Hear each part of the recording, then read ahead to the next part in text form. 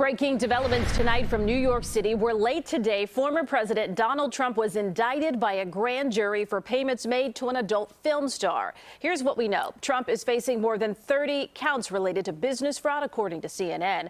The Manhattan DA's office says they've contacted Trump's attorney to coordinate his surrender. He will likely appear in court next week. Our own Charlie DeMar is here now. And Charlie, what we're seeing is unprecedented. And Erica, good evening. The former president says he is completely innocent, calling the indictment election interference. Now in New York, security has already been stepped up around the courthouse where Trump will surrender.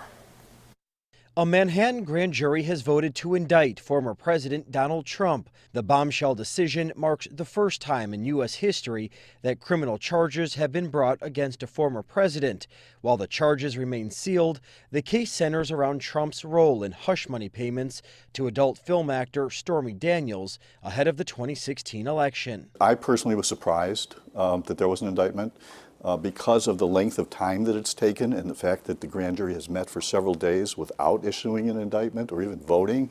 That's not typically the way it works. CBS 2 legal analyst Irv Miller says Trump will likely be fingerprinted and processed just like anyone else. Tonight, we're hearing that surrender could be as soon as Tuesday. Trying to work out what we call a self-surrender. In other words, they don't need to send marshals down to Florida to physically arrest him. They'll allow him to get on a plane, come to New York, to go from the airport to the district attorney's office, and at that point begin the booking process. At times, the former president has called the investigation a witch hunt. The indictment is expected to rock the 2024 presidential race. Trump has already announced his candidacy. In a statement, Trump said in part, the Democrats have lied, cheated, and stolen in their obsession with trying to get Trump.